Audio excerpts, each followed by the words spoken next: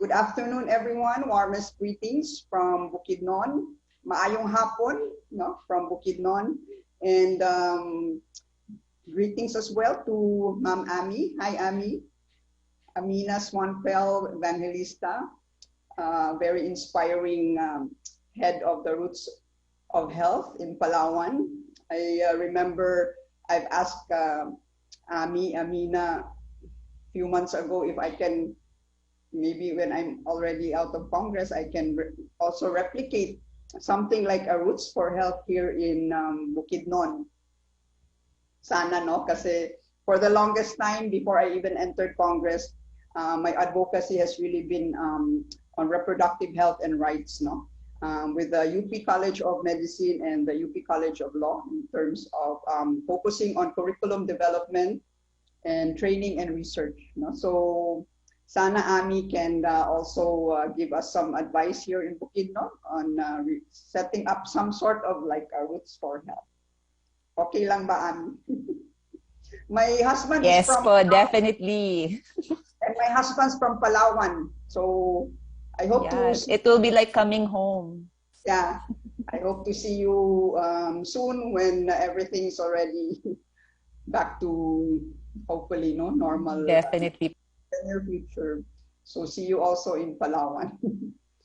And I would like to see also your office Roots for Health and your activities there.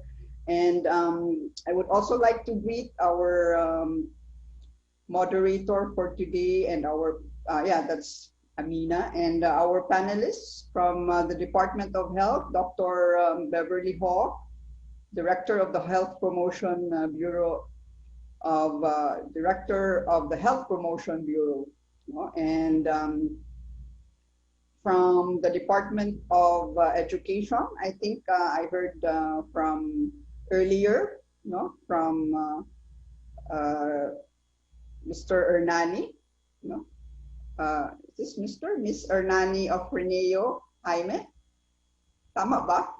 From the DepEd, and then also the DepEd Supervising Education Program Specialist, Miss Gianna Chavez, youth leader and founder of We Bleed Red PH, and our reactors, Miss Jennifer Salcedo from CAA National High School Annex, Miss Robin Camille Mijares, Executive Director of Youth Uprising PH, and our partners, Miss Camille Escudero earlier of Lily of the Valley, Miss Micah Teves, my kababayan of Spark Philippines, maayong hapon, Micah, and the Menstrual Health Hub.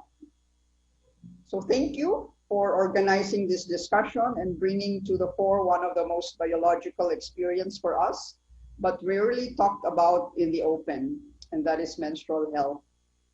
Menstruation is a sign of health, growth, and development for girls. It is part of the transition from being a girl to womanhood, and a natural and regular occurrence experienced by nearly all women of reproductive age. We should not forget the lesbians, bisexuals, and transgender men who also experience menstruation. Our common experience when we had our first menstruation, and is still being experienced until now, reveals a sad situation. Menstruation continues to be kept in silence, not openly discussed, and dealt with stigma and shame. Many girls are uninformed and unprepared for menstruation and experience fear and anxiety upon reaching menarche. Our mothers, other female relatives, and female peers are the main sources of information, but this information is often neither adequate nor timely. Girls experience a variety of symptoms such as pain, headaches, and fatigue, other signs of premenstrual stress, and when combined with cultural taboos, girls often cannot participate in household chores and in educational, employment, and social activities. Few girls seek health care when they experience these menstrual problems.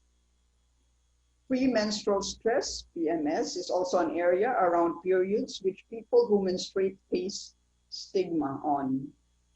There are so many negative comments and jokes about PMS that people with PMS are unruly and moody. Bullying, isolation, and being target of jokes, especially in schools, when they had their menarche, and when they would see stains and leaks in their uniforms. We also have to consider people of different gender identities because they might have different attitudes towards periods, because periods are very much presented as a female experience when actually they are not. It's a biological experience. People may also show stigma towards trans men, bisexuals, and intersex individuals, having them because they are still reluctant to the idea that it's not only women that experience periods. Girls in rural and poor urban communities and in crisis settings during typhoons or lockdowns or disasters are less likely to be able to access and or use menstrual products to manage menstruation, and often lack access to soap, safe water, and functional and secure restrooms with mechanisms for private disposal of used menstrual products. For some communities who practice child marriages, menstruation is faced with anxiety and fear because it means that an arranged union, in most likelihood, will come in no time. The ability to manage one's menstrual health with adequate knowledge, safety, and dignity, and without stigma, is an essential human right. We should approach menstruation as a matter of sexual and reproductive health rights. It is a key function of our reproductive system. This requires a comprehensive approach to menstrual health that includes addressing shame, social stigmas and restrictions, and gender inequality. The full implementation of the comprehensive sexuality education, including menstrual health education, should be done now. The CSE, Comprehensive Sexuality Education, should be evidence-based, medically accurate, rights-based, culturally sensitive, and non-discriminatory towards adolescents of different sexual orientation, gender identity, and gender expression. A community-based and driven menstrual health education should also be carried out. Provision of menstrual health supplies should be part of our gender-responsive and gender-differentiated response during lockdowns. Hopefully, with our transformative interventions, menstrual products will be available for free in our educational institutions. Menstrual health education isn't just useful, it is necessary in empowering our women and girls. Daghang salamat, maraming salamat, at mabuhay tayong lahat. Thank you again for this opportunity. Spark Philippines, Lily of the Valley, and Roots for Health. Padayon, and mabuhay tayong lahat.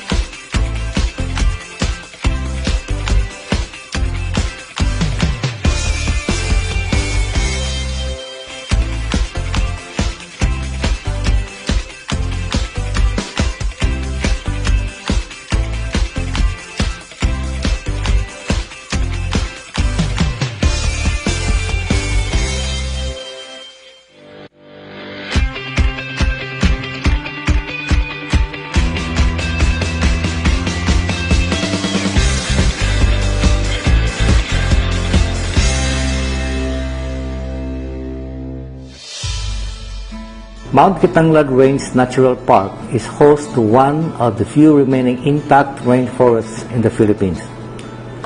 It is one of the country's key biodiversity area, as well as an important bird area known to be a nesting place of the majestic and threatened Philippine eagle.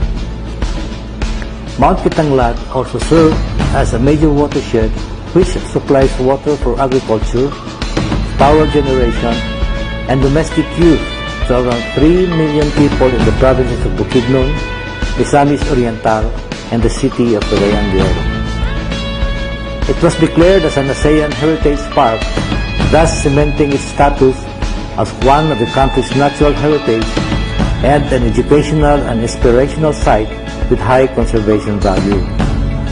In addition, Mount Kitanglad is the ancestral home of the Talaandig, Higaonon, and Bukidnon indigenous people.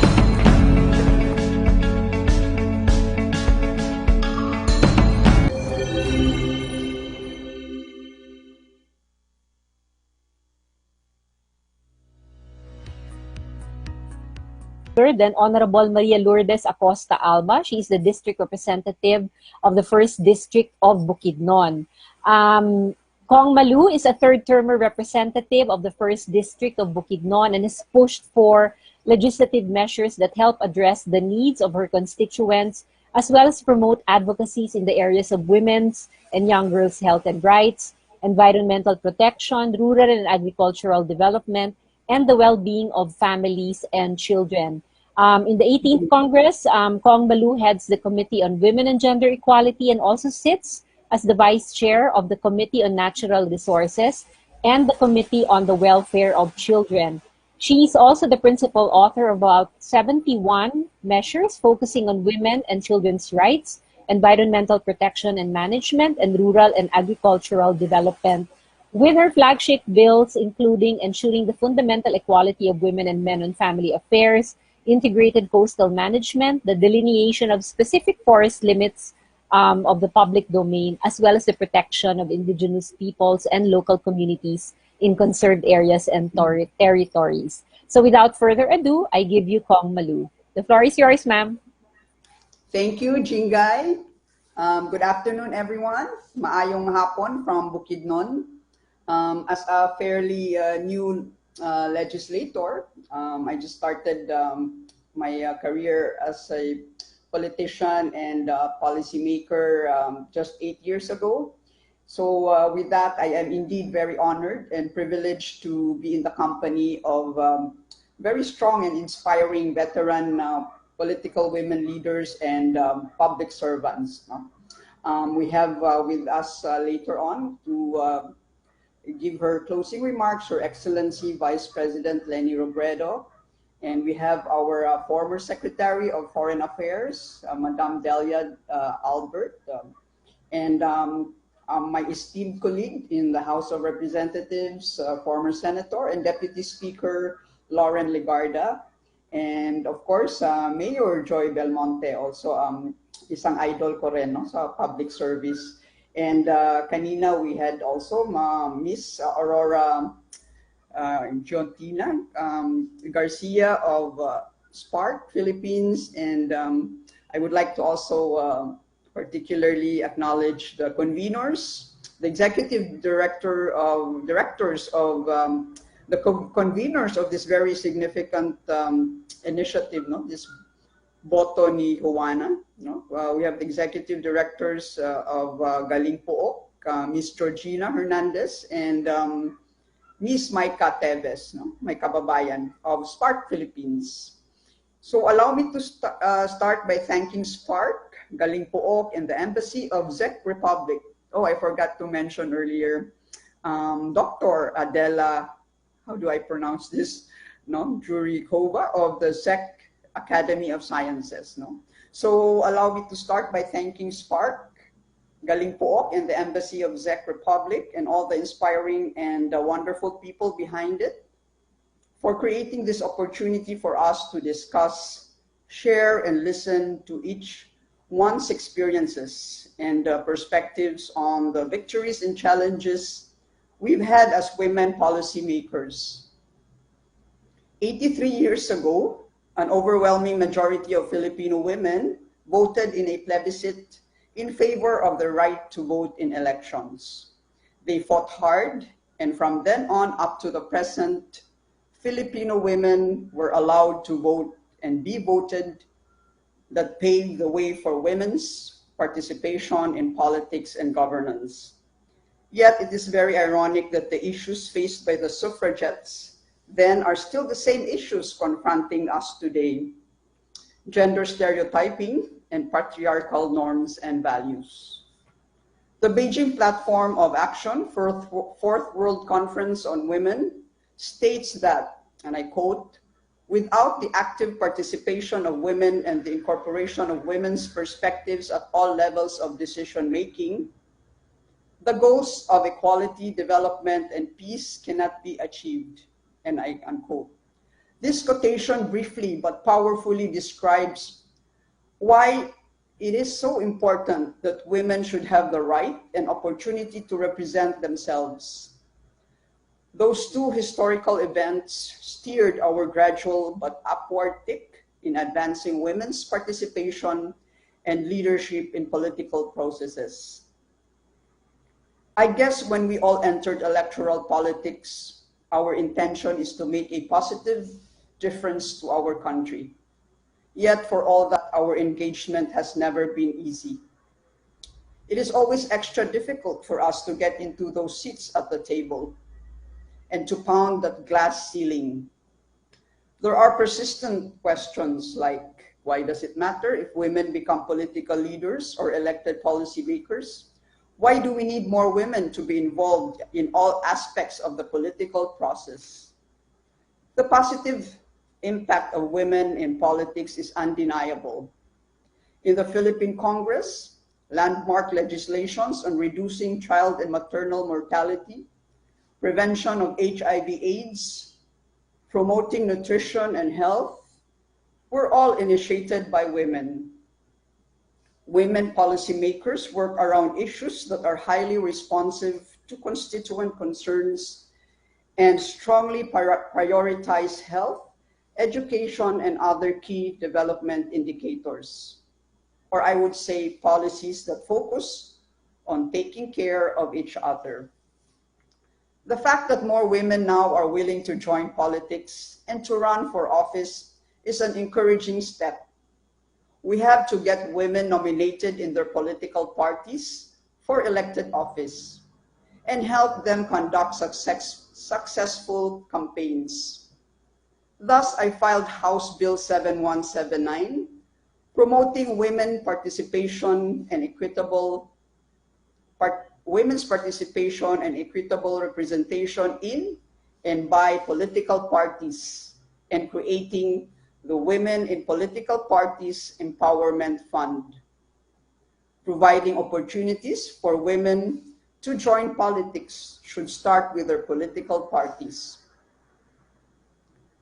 Accordingly, political parties should integrate women in their leadership hierarchy, internal policy-making structures, and nominating processes.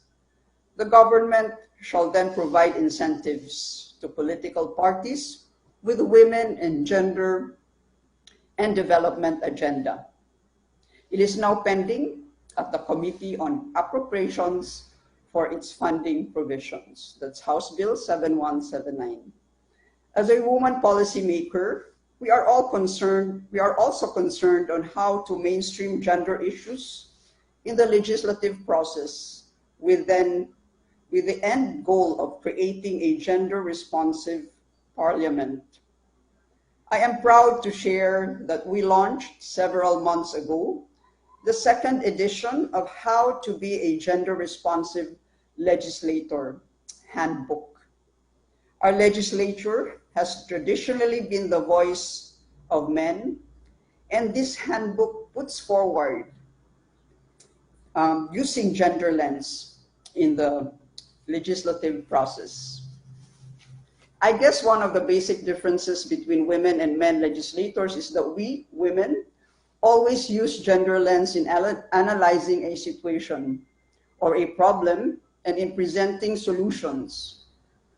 With COVID-19 hitting us more than a year now, we have seen how this pandemic has disproportionately affected women. Women are more vulnerable to COVID-19 due to our economic insecurity, underrepresentation in decision-making bodies, especially those dealing with crisis management, undervaluing our caring responsibilities, and the increasing occurrence of gender-based violence in the safety of our homes. The pandemic revealed the true essential value of women's work, and it also showed how our society has perpetuated gender inequalities. A one-size-fits-all response to the pandemic would be inadequate. Along with 25 other legislators, mostly women, we filed House Bill 9059, or the Gender Responsive and Inclusive Management Act of 2021. As a framework bill, it seeks to adopt an intersectional gender analysis to address gender differentiated needs during a pandemic. This is already approved by the Committee on Women and Gender Equality, and we hope this will be tackled in the plenary soon. I'd like to believe that there is a direct link between women running their households and politics. Our care work entails caring for other members of the family as well as the community. This is also a critical component of government. The government must look after its citizens. We need politics to look after each other. So if you change the image of politics from building infrastructures and creating industries to taking care of people's lives and health, which is especially important during a pandemic, but also afterwards, then our experiences in care work are very good qualities to engage in politics. The characteristics that make us women excellent caregivers will also make us good leaders. We are both emphatic and compassionate, adaptable, strong, nurturing, and decisive.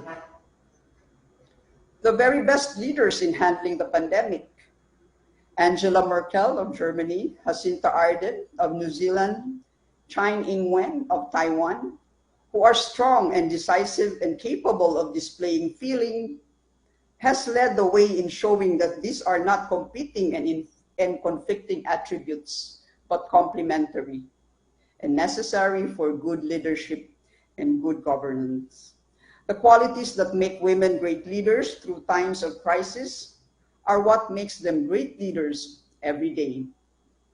Let me end by quoting Madeleine Albright, and I quote, "Women in power can be counted on to raise issues that often overlook, to support ideas and others oppose, and to seek an end to abuses that others accept." And I unquote. Thank you, everyone. Thank you for your commitment and passion in advancing women's empowerment and gender equality. Our sisterhood and solidarity will take us forward until we see women's leadership become a new normal. Daghang salamat and mabuhay tayong lahat. Stay safe.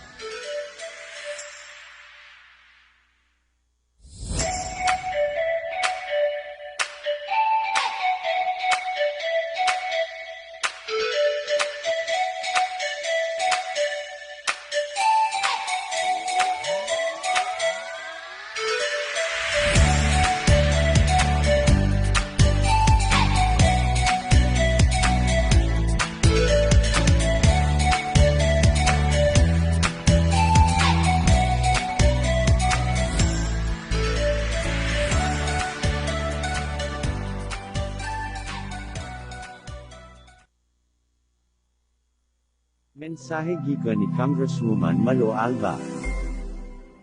Sa atong mga kaigsuonan sa unang distrito sa lalawigan sa Bukidnon, maayong adlaw kanatong tanan. Base sa datos gikan sa Department of Health, padayon nga nagkataas ang kaso sa COVID-19 dinhi sa atong nasod, taliwala sa padayon nga pahimangno sa pagsunod sa mga health protocols ug sa kasamtangan nga anti-COVID-19 vaccine. Ang coronavirus o COVID-19 usa ka seryoso nga problema nga giatubang sa atong kagamhanan karon. Daghan na ang mga nagtakbuyan niini nga sakit, samtang daghan na usab ang nakabsan sa kinabuhi. Daghan na ang nagantos tungod sa kasamtangan nga pandemya, ilabi na ni adtong mga nangawad-an sa panginabuhian. Dinhi sa unang distrito sa Bukidnon, ako uban sa akong kapikas sa kinabuhi nga si Joman Alba, naningkamot nga makahatag sa ginagmayng ayuda alang ni adtong mga residente nga anaa sa mga lugar ubos sa GCQ ug localized lockdown. Ang programang Alalay Barangay naghatod sa ayudang bugas o mga utanon nga makatabang sa pagtabok sa kagutom sa atong mga katawhan nga labing naapektuhan niini. Aduna usab kitay gipahigayon na 60-day feeding program, alayo na sa programang Barangay Walang Iwanan, diin ang mga kabataan nga anaa sa malnutrisyon, mapakaon sa mga masustansyang pagkaon, sulod sa 2 ka bulan. Nakapanghatag na usab kita sa gamay nga ayuda sa atong mga frontliners, samtang nagpadayon ang atong pagpang-apod-apod sa mga utanon gikan sa mga mag-uuma sa Miyarayo Region ug uban pang dapit sa Distrito 1. Kini nga mga inisyatiba atong gihimo aron makibhangan ang kagutom, kabalaka ug kasubo sa atong mga katawhan dinhi sa atong distrito. Wala akong mihunong sa pagpangita og mga pamaagi aron makahatod sa ayuda sa atong mga pinalangga nga katawhan sa Distrito 1. Ako naghangyo sa tanan nga mag-amping kita sa kanunay, tumanon ang mga health and safety protocols, ug labaw sa tanan, mag-ampo sa labaw makagagahom, aron kita proteksyonan batok niini nga virus. Paligunon ta ang relasyon sa atong pamilya, ug ampingan ta ang matag-usa pinaagi sa pagmatmon nga dili matakbuyan niini nga virus. Sa makausa pa, kini si Kong Malu Acosta Alba, nagdasig kaninyong tanan ug nagampo nga hinaot ang Ginoo, magaamping ug mga pangnalangin kanatong tanan.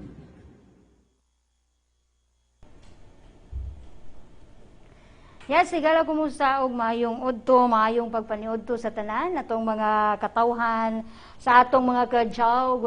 Good afternoon, no adlaw nga Sabado karon, pizza 21 nini nga bulan sa Agosto tuig 2021 og welcome di sa nausab sa laing edisyon sa atong programa ang kinasingkasing nga pagpangalagad sa unang distrito sa lalawigan sa Bukidnon. Sa ngalan sa atong halangdon nga kongresista Kong Malo and Sir Juman Alba, kini ang inyong higala sa kanunay kagawad hanipay hanipisos magiguban kaninyo hangtod kita sa alauna antak na karon sa udto. Usa ka oras kini nga paghatod kaninyo kasayuran impormasyon, update sa unang distrito sa lalawigan sa Bukidnon og sa atong mga kasilinganan nga dapit. Maayong udto, maayong pagpaniudto sa tanan sa atong mga suking tiglantaw, dakbayan sa Cagayan de Oro, lalawigan sa Misamis Oriental, lalawigan sa Bukidnon og kutob gyud sa maabot sa paglawig niining Jade TV. Ako nagapanghinaot nga kitang tanan niya karon sa maayo nga panglawas. Ana kita karon sa maayo nga pagpanikay-sikay. Samtang kamo naa sa inyong tagsa-tagsa ka mga hapag kainan, no? Naa sa inyong tagsa-tagsa ka mga lamisa na niudto karon. Hinaot nga mabusog kamo sa mga impormasyon og sa atong ihatod kaninyo nga mga kalambuan sa unang distrito sa lalawigan sa Bukidnon. Dita maglangan atong paminahon ang usa ka mensahe isip mensahe sa inahan sa unang distrito sa lalawigan sa Bukidnon niining padayon nato nga pakigumbati sa COVID-19. Mensahe gikan ni Congresswoman Malo Alba. Sa atong mga kaigsuonan sa unang distrito sa lalawigan sa Bukidnon, maayong adlaw kanatong tanan.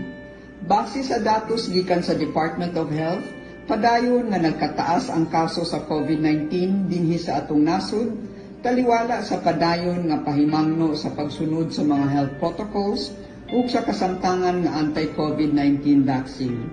Ang coronavirus o COVID-19 usa ka seryoso nga problema nga giatubang sa atong kagamhanan karon. Daghan na ang mga nagtakbuyan niini nga sakit, samtang daghan na usab ang nakabsan sa kinabuhi. Daghan na ang nag-antos tungod sa kasamtangan nga pandemya, ilabi na ni adto mga nangawad-an sa panginabuhian. Dinhi sa unang distrito sa Bukidnon, ako uban sa akong kapika sa kinabuhi nga si Joman Alba, naningkamot nga makahatag sa ginagmayng ayuda alang ni adtong mga residente nga anaa sa mga lugar ubos sa GCQ ug localized lockdown. Ang programang Alalay Barangay naghatod sa ayudang bugas o mga utanon nga makatabang sa pagtabok sa kagutom sa atong mga katawhan nga labing naapektuhan niini. Aduna usab kitay gipahigayon nga 60-day feeding program, alayo na sa programang Barangay Walang Iwanan, diin ang mga kabataan nga anaa sa malnutrisyon, mapakaon sa mga masustansyang pagkaon, sulod sa 2 ka bulan. Nakapanghatag na usab kita sa gamay nga ayuda sa atong mga frontliners, samtang nagpadayon ang atong pagpang-apod-apod sa mga utanon gikan sa mga mag-uuma sa Miyarayon Region ug uban pang dapit sa Distrito 1. Kini nga mga inisyatiba atong gihimo aron makibhangan ang kagutom, kabalaka ug kasubo sa atong mga katawhan dinhi sa atong distrito. Wala akong mihunong sa pagpangita og mga pamaagi aron makahatod sa ayuda sa atong mga pinalangga nga katawhan sa Distrito 1. Ako naghangyo sa tanan nga mag-amping kita sa kanunay, tumanon ang mga health and safety protocols, ug labaw sa tanan, mag-ampo sa labawng makagagahong, aron kita proteksyonan batok niini nga virus. Paligunon ta ang relasyon sa atong pamilya, ug ampingan ta ang matag-usa pinaagi sa pagmatmon nga dili matakbuyan niini nga virus. Sa makausapa, kini si Kong Malu Acosta Alba, nagdasig kaninyong tanan ug nag-ampo nga hinaot ang Ginoo, magaamping ug magapangnalangin kanatong tanan.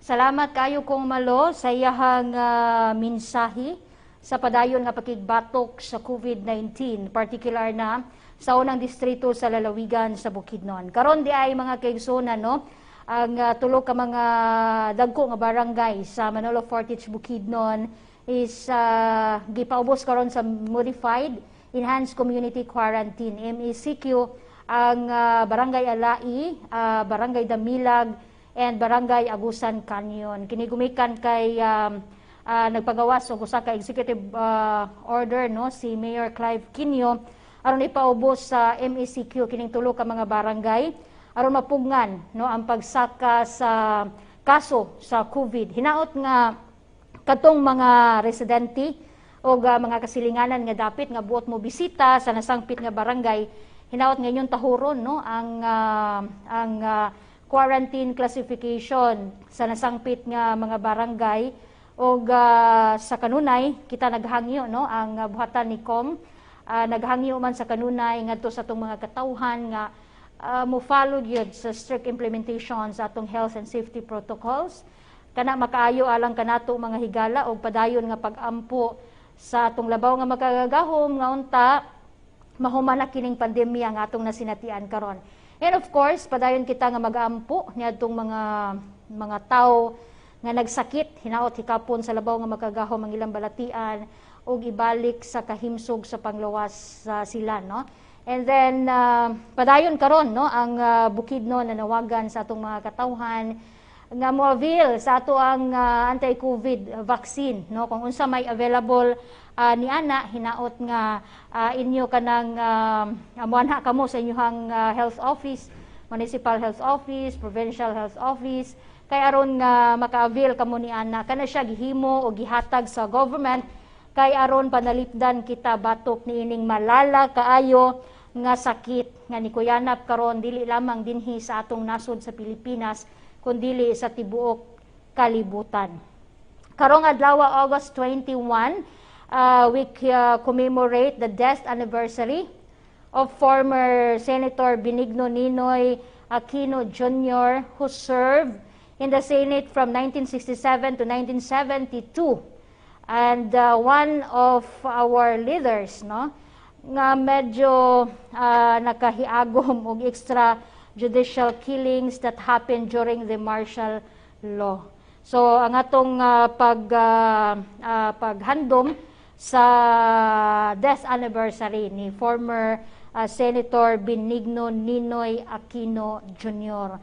no og sa laing bahin mga higala atong mga pahibalo sa atong mga katawhan sa atong mga suking tiglantaw dinhi sa Jade TV 51 nga live kita nga makita sa Alba TV no sa Alba TV padayon kita nga naka-live karon and then dinhi usab sa Jade TV 51 live kita nga makita sa antenna or aerial channel 37 Parasat and Jade cable channel 27, 28 and 29 sa DEARBC cable TV analog channel 19, DEARBC cable TV digital channel 2 o sa atong Facebook page official no at Jade TV 51 _ official and then sa atong YouTube channel Jade TV 51 _ official. Hello sa atong mga katawhan karon sa atong mga staff no sa district staff sa first district no nakatan-aw sila karon nakatutok sila. Hello sa inyo diha kang Margie Pakpako and si Michelle Casinias nakalili karon dinhi sa atong pagpanag-uban. And of course sa tanan nga mga nag-celebrate silang birthday today, August 21, happy birthday. Syempre ang atong kanunay nga pag-ampo nga unta ihatag sa labaw nga magagagahom ang tanan ninyong mga pangandoy sa inyuhang kinabuhi.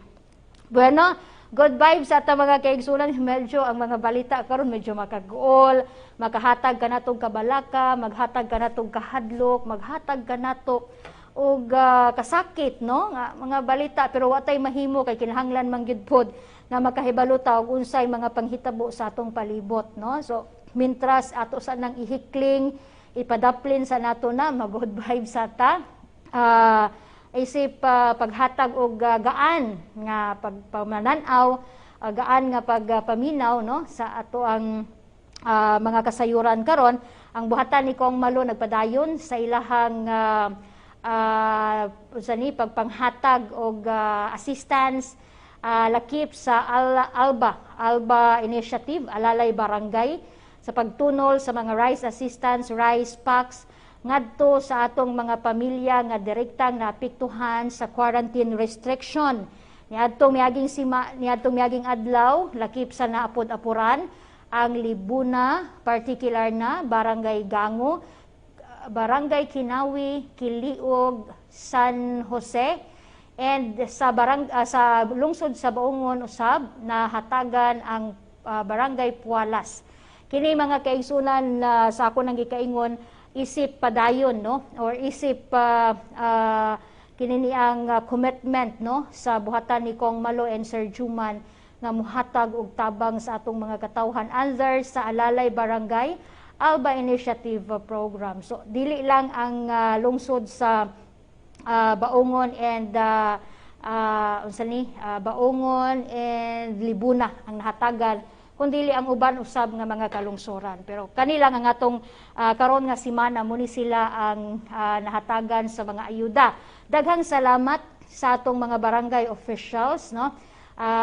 Mga barangay volunteers sa ilahang pagsakripisyo niining panahon na mga kaigsuonan. Ang buhatan ni Kong Malo and ni Sir Juman nang hinaot gyud nga kitang tanan mahilikay sa kasakit og protektahan kita sa atong labaw nga magagagahom niining padayon nato nga pakigbisog, pakigbatok niining COVID-19.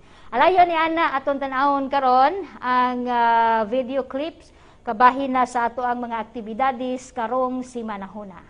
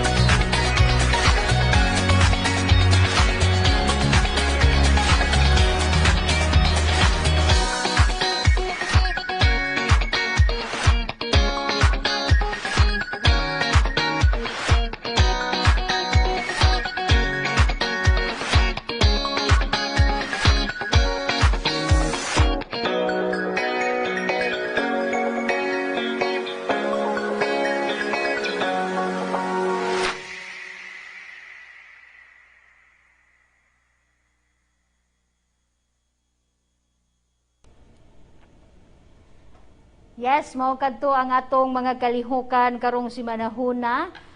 Gagilangkuban kini sa Alalay Barangay Program sa buhatan ni Kong Malo.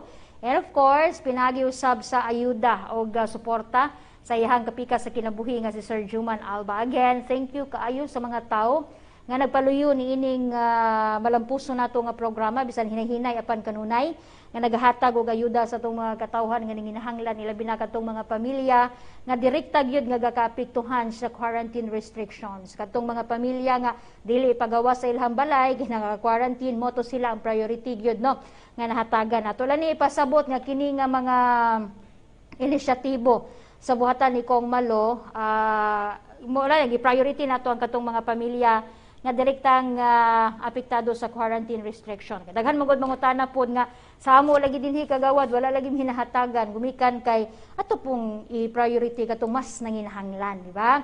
So salamat kayo sa office ni Kong Malo and ni Sir Juman Alba sa kanunay gyud ninyo nga malasakit sa atong mga katawhan sa unang distrito sa lalawigan sa Bukidnon. Salamat usab sa atong mga volunteers, sa atong mga staff, sa atong mga municipal coordinator kagawad Bubong Lumpon ug sa uban nato nga mga municipal coordinator assigned sa lain-lain nga mga munisipyo unom ka lungsod no sa unang distrito sa lalawigan sa Bukidnon 102 barangay mao kini siya ang giamumahan o gipangga no sa buhatan sa atong halangdon nga kongresista.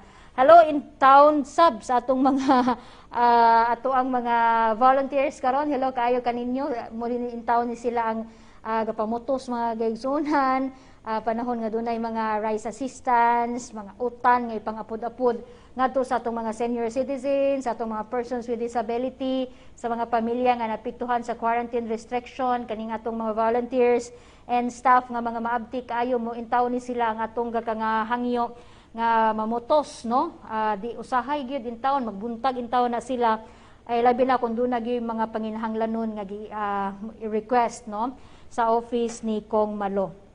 Bueno, sa lain pa nga mga kalihukan, sa lain pa nga mga kasayuran nga atong ihatod kaninyo ning ining adlaw nga Sabado.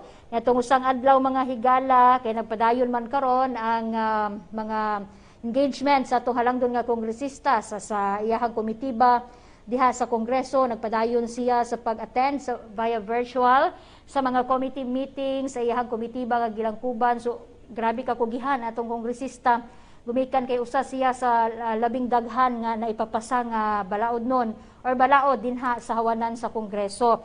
And ang mga engagement niya, mga invitation, pakigpulong via virtual kay mo naman ni karon yung normal ihagid ka nang adtuan ilabi na kung kini pa kabahin na sa mga kababainhan sa atong women gender equality diin na si Kong Malo mao'y committee chairperson sa Congress sa Committee on Women and Gender Equality. So ato isang adlaw usa ka mensahe ang iyahang gipadayag sa gipahigayon nga pantay Pinas, no? Sharing of key findings of the Philippines Gender Country Profile Forum last Monday, August 16, 2021. So ato karong paminawon ang mensahe o tipik sa mensahe ni Kong Malo atol sa gipahigayon nga Pantay Pinas.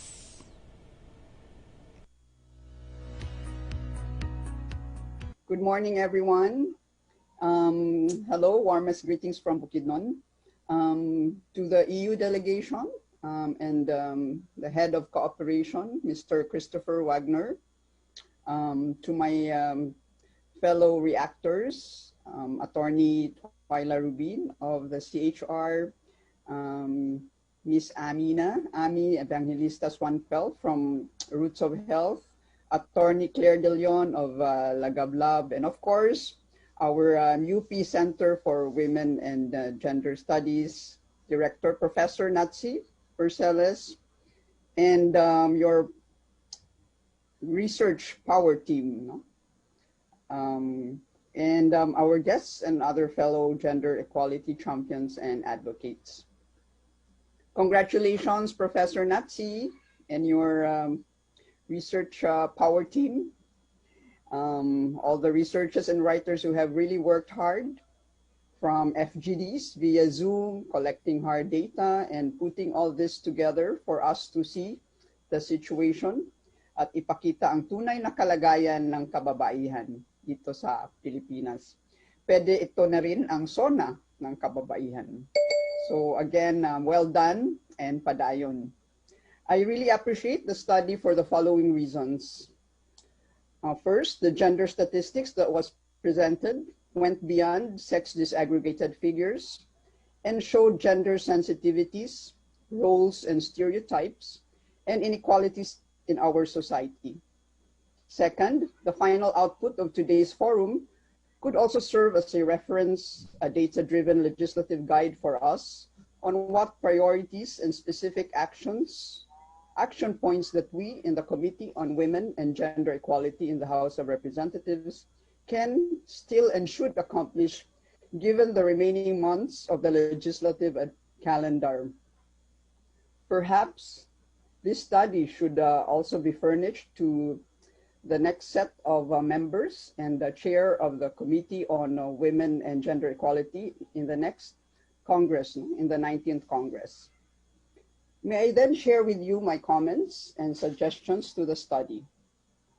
I will zero in on just 8 out of the 12 or 13 thematic areas. First, on gender education and labor market participation. Most women, even the educated ones, are outside the labor force due to care work. This pattern has persisted for decades. Despite the previous economic gains in the country, opportunities for women and men to participate in the economy remains unequal. The pandemic has also contributed to the women's diminished earning capacity. Overall, I guess we should focus on promoting access to education, work and enhancing employment opportunities for women, improving women's working conditions through gender-responsive labor policies, and recognizing reproductive and care work.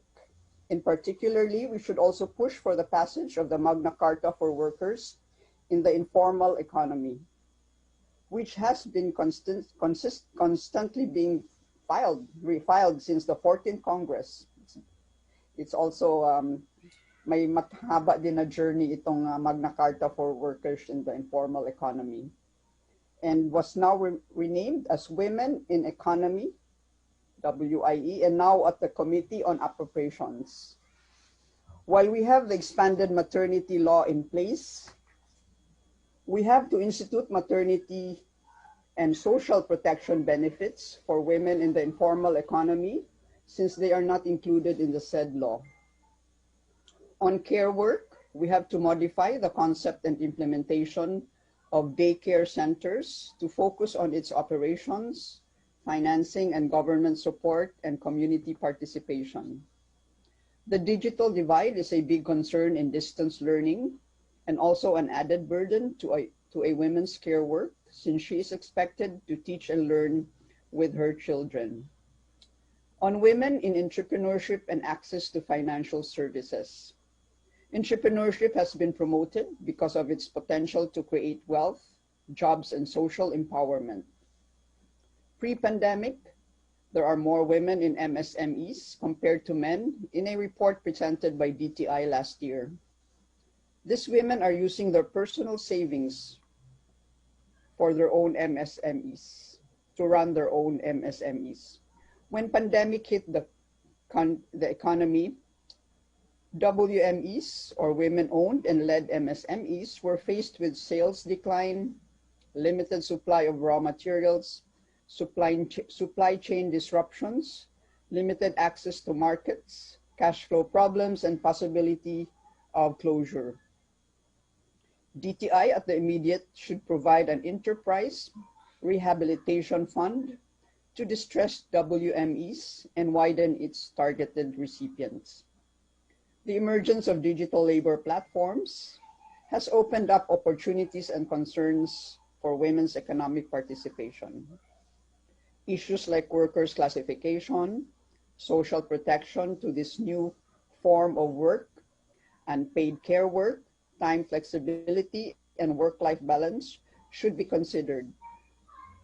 Congress should also act immediately on the present bill, or the Poverty Reduction through Social Entrepreneurship Act, as part of its stimulus package to address the economic impact of the pandemic. Third, women and health, SRHR, and adolescent pregnancy. We are all aware that we have a problematic health system, and when COVID-19 hit us, the system's vulnerabilities and frailties were exposed. Not surprisingly, routine healthcare services, including RPRH services, were interrupted, and there was a decrease in access to sexual and reproductive health and rights services to give way to pandemic response. To address these huge concerns, our recommendation centers on 2 points: policies and budget and financing. For policies, the Congressional Oversight Committee on the implementation of the RPRH law must be convened.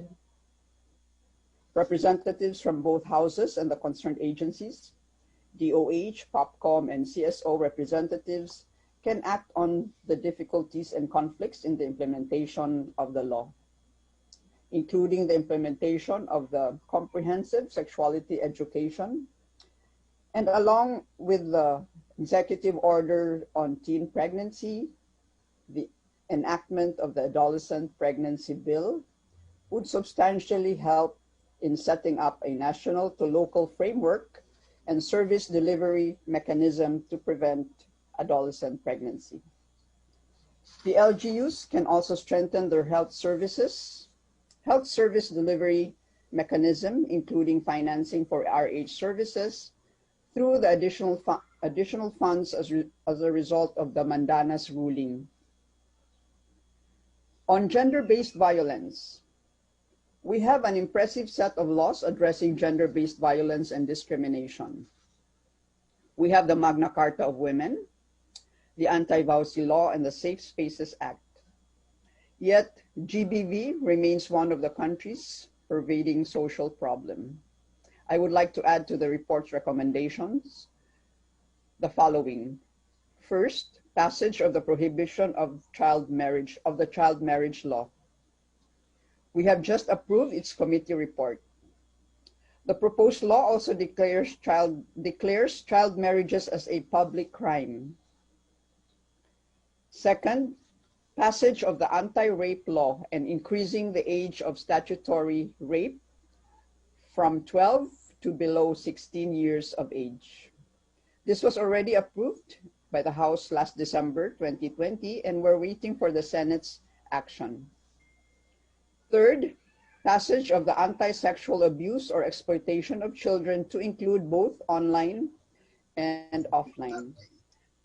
And fourth, the approval of the Resource Development and Crisis Assistance Centers for women, transgenders, and children survivors of abuse, which is an amendment of RA 8505. And fifth, the approval of the SOGI bill, despite the heightened opposition.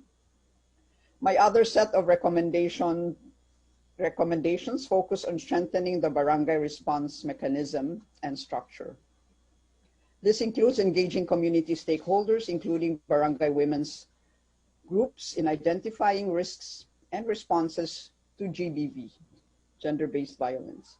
Barangay VAUSI desks and its institutional capacity should be strengthened in responding to cases like providing first aid, counseling, and in promoting women's rights.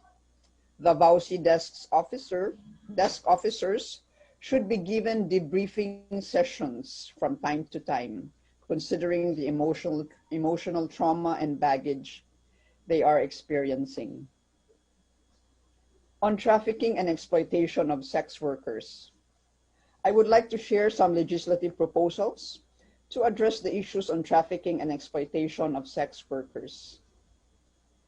First, an amendatory law was passed by the House strengthening the policies on anti-trafficking in persons. The amendment includes ensuring that the recovery, rehabilitation, and reintegration of trafficked persons are done in a gender-responsive manner and as a state policy. Second, as I mentioned earlier, the anti-sexual abuse or exploitation of children, to include both online and off, is waiting for its committee approval and has included the complexities of the online world, covering internet service providers, web hosting providers, internet search engines and portals, e-commerce intermediaries, and participative network platforms. Third, on sex workers, aside from enacting an anti-prostitution act, there has to be a public engaging local development councils. A national law that would protect women's rights and vulnerabilities in the informal economy is needed. This would extend greatly to women in the agricultural sector.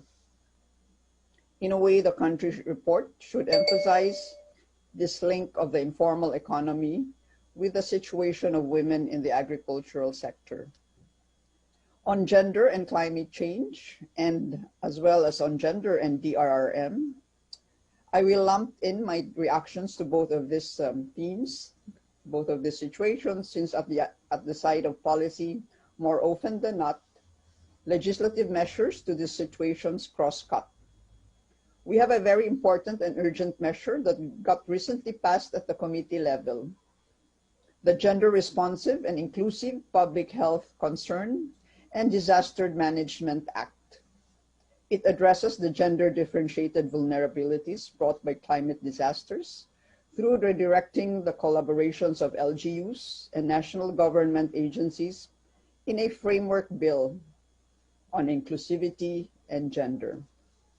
Precisely, it addresses, for instance, the report's concerns of sidelining issues of gender-based violence in times of crisis. It invokes the necessity of training our local governments to look at crisis response in a comprehensive manner, to include women, men, and LGBTQI.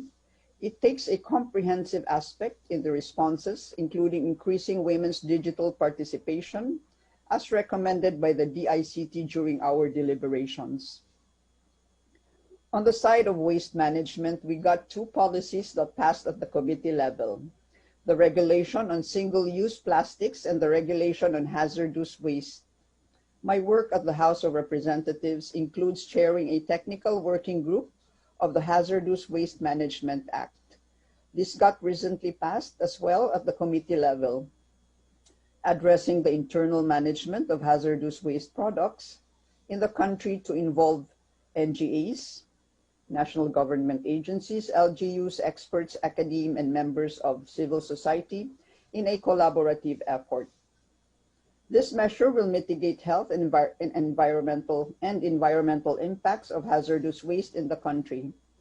Whether recommendations of the report will need to be converted to policy to increase our gauge in gender, these two legislations provide the basic platform in addressing waste management in general that could later on nuance gendered issues. Similar to my first response on women and infrastructure, we need to invoke our climate, environment, and our science and tech agencies to expand their GAD allocations and plans. All government agencies are mandated to have a gender budget.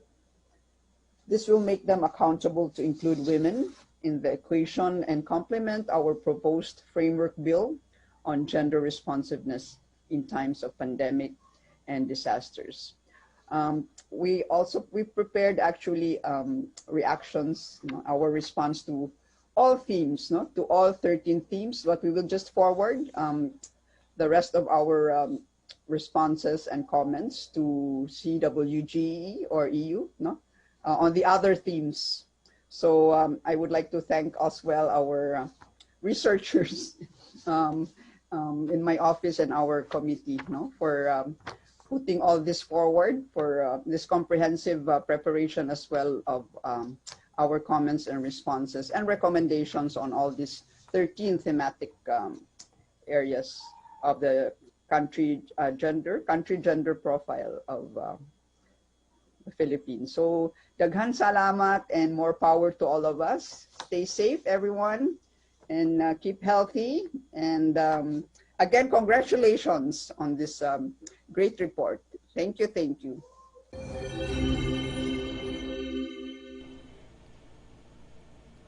Yes, mao kadto ang tipik sa mensahe no nga gipaabot ni Kong Malo atol sa gipahigayon nga Pantay Pinas no. Diha nato makita mga higala no nga atong kongresista sa unang distrito sa lalawigan sa Bukidnon labihang kugihan og adunay patas nga paglantaw sa ato ang mga katawhan, mga kababaihan, mga kalalakihan lakip na tong sa LGBTQ no nga sektor nga gihatagan usab niya og igong pagtagad. And then thank you kayo Kong ang update lugar sa mga kalihukan no sa Kongreso.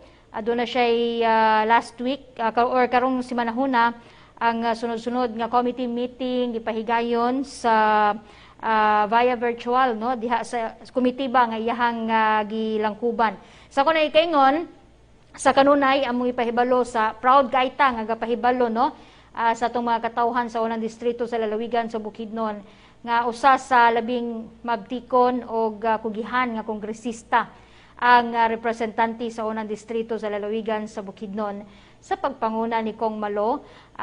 Dako kay sa nga tanan siya kaikag no sa paghatag yud og gabili sa pagpanday sa mga balaod noon, pagduso og mga balaod nga makaayo dili lamang sa unang distrito sa lalawigan sa Bukidnon kundi sa kinatibuk-an nga dapit dinhi sa atong nasod sa Pilipinas. So thank you kayo Kong sa imuhang makanunayon nga pag mainahanon nga pagpangga sa atong mga kababaihan, sa atong mga kabataan o sa uban pang sektor dinhi sa atong katilingban. Doon ay nangutana sa ako mga higala no. Unsa ni? Nangutana siya ibalik ba kuno nako tong kadtong unsa nga mga barangay ang under sa MECQ karon sa Manolo Fortich no. So ang MECQ is Barangay Alai, Barangay Damilag, and Barangay Agusan Canyon. Pero doon ay executive order yun ana ha nga gihatag or gipakanaog si Mayor Clive Quinio effective adtong August 21 no murag August 19. Kay gipaagi gini siya og special session sa mga barangay official sa tulo ka mga barangay nga akong ginganlan sa unahan. Apan sa kinatibuk-an ang Manolo Fortich is modified enhanced community quarantine man gyud no. Dunay higpit nga pagbantay diha sa atong quarantine area sa dapita dinhi sa may Alai no. Tapos didto dayon sa Damilag and Agusan Canyon ang ilahang mga zonal defenders didto mao gyud gabantay matag karon ug unya no diha sa quarantine area. So inaot nga magdirespetuhay lang ta kay daghan kayo mga kita nakahibalo naman gid ta nga dunay lain-lain nga mga quarantine classification depende sa kaso sa COVID diha sa imuhang dapit. So kung mo action og taas, of course higpitan ang pagpatuman sa quarantine classification dinha sa ato ang dapit no. So mga tawo normal naman gid ta nga motuman ana kay murag naanad na ta nga matagaron og unya mo taas mo saka mo ubos mo saka ang ato ang quarantine classification.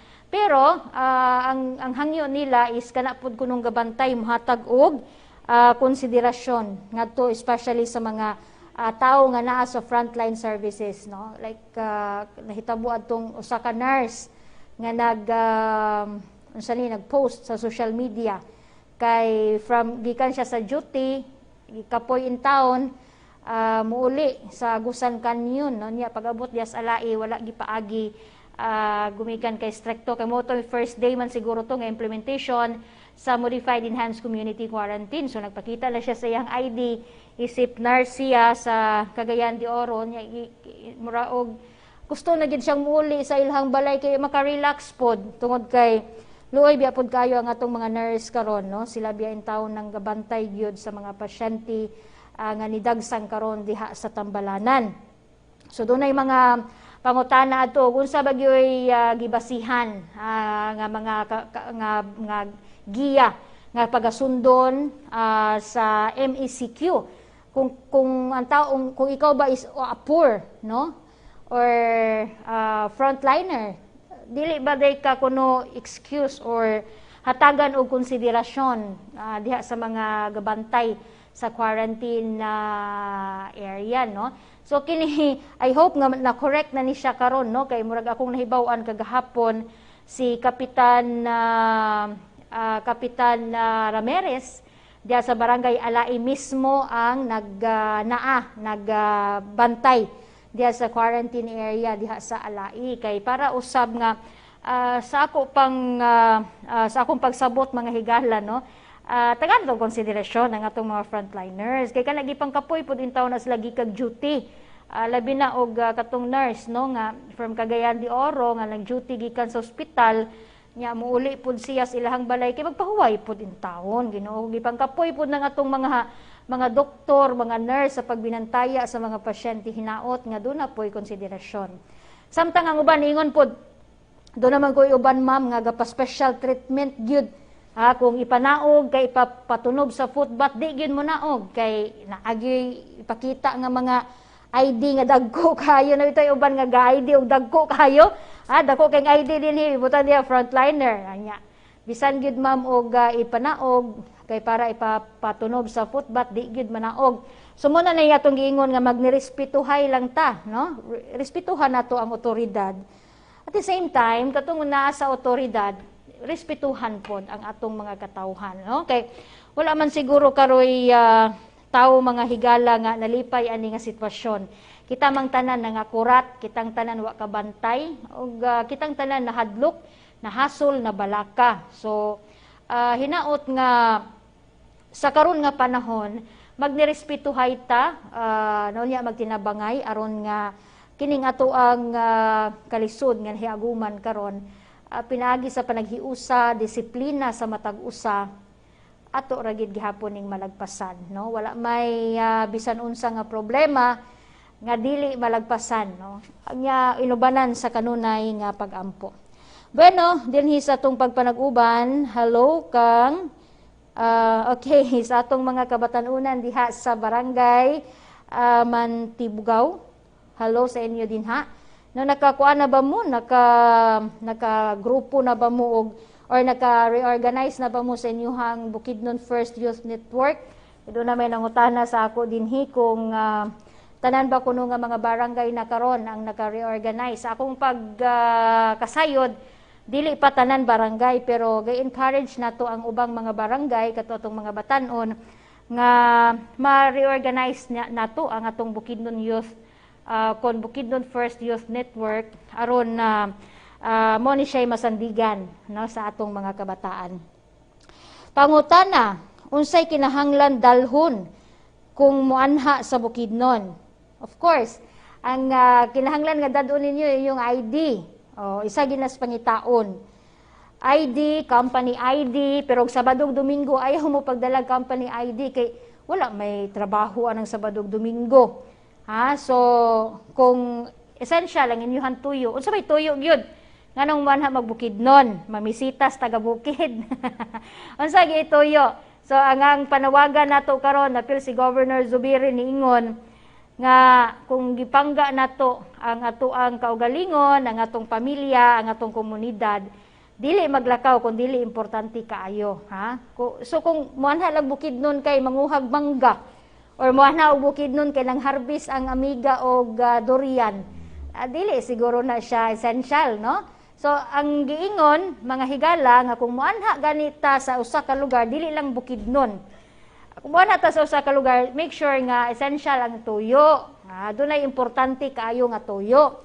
O muna siya nga hatagan og konsiderasyon, pero kung muanha lang kay mamisita or muanha lang kay nakauli ang barkada nga gikan sa abroad nga taga Bukidnon, naka na dili na exempt, wala exemption ana, no? So sa giingon na kung moadto sa Bukidnon kinahanglan magpakita lang ka sa imong ID. Unsang ID?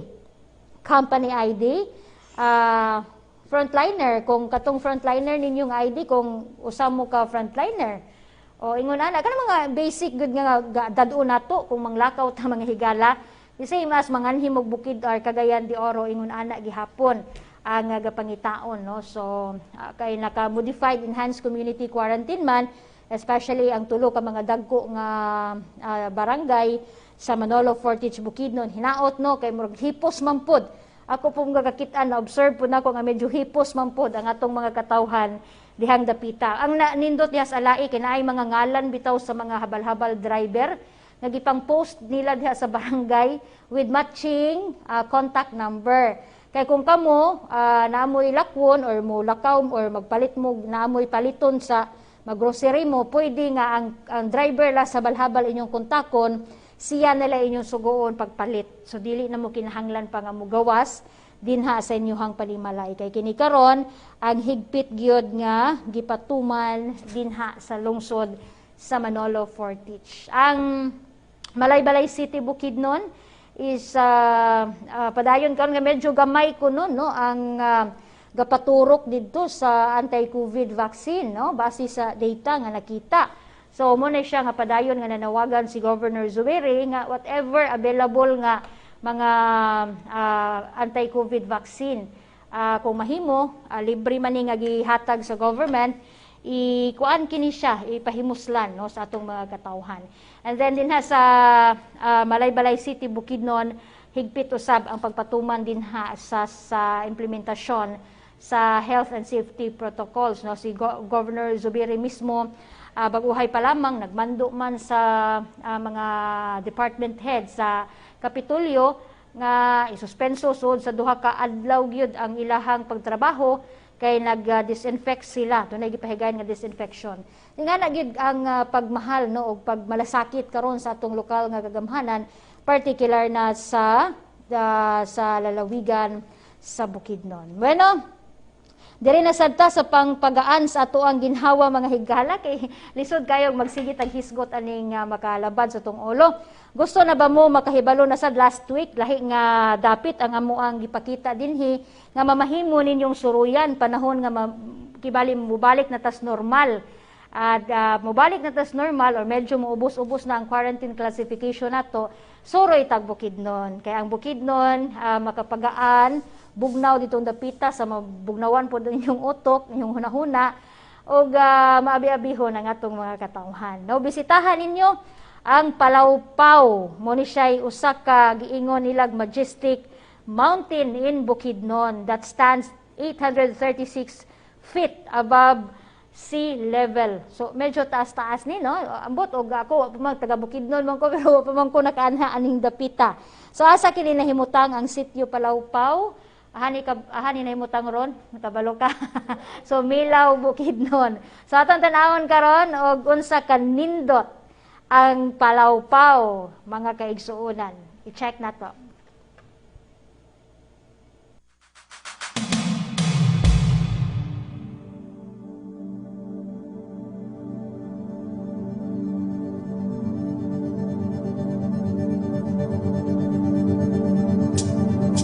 How'd you feel to mention that you might be moving in 4 months to London? Our days are numbered. Should I try? I wonder. Wait, how far is London? I need my current location to read your current location. Fly back to me. I need my current location to read your current location. Fly back to me.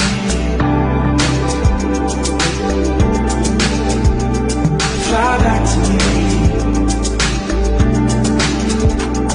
You say it's just a season. Got the job, so now you're leaving. Kinda hate that reason. Please don't get me wrong. I want what you want, but how long will you be? I need my current location to read your current location.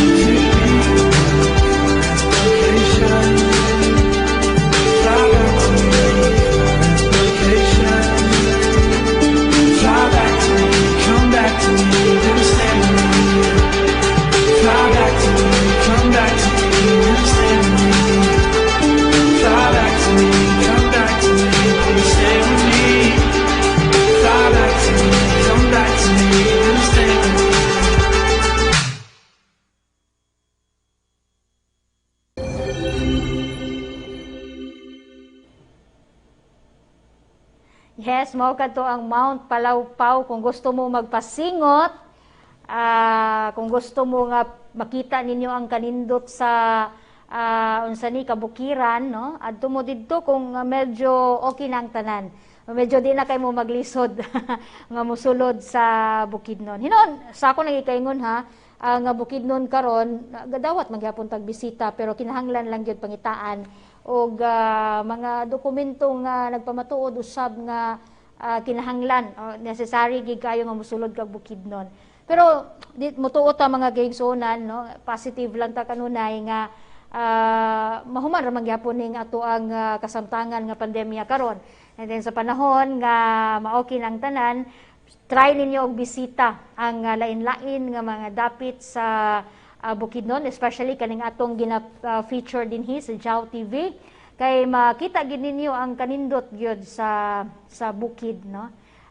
Nindot kayo ang amuang mga lugar didto og gawas lugar nga makakita mo ma-refresh, no, ang inyong hunahuna, mabiyabihon usab ang among mga katawhan sa Bukidnon, ilabi na sa 1st District sa Bukidnon. Wala tay igong oras diri sa tong pagpanag-uban sa programa ang kinasingkasing nga pagpangalagad sa unang distrito sa lalawigan sa Bukidnon. Akong i-greet ang akong body karon si Rona May Opima Pisos o si Boss Katoy ang akong kauban din sa studio. Sa ngalan sa ato ang tag-iyag tigdumala dinhi sa JAW TV 51 si Sir Jao Gumapak sa atong duha ka mga maanyag nga kauban sa technical sa ngalan sa kinasingkasing usab nga pagpangalagad sa unang distrito sa lalawigan sa Bukidnon kong Malo og ni Sir Juman Alba. Kini ang inyong higala sa kanunay, kagawad hanipay hanipisos magpasalamat sa inyong kanunay nga pagsunod dinhi sa atong programa sa JAW TV 51. Ako moen kaninyo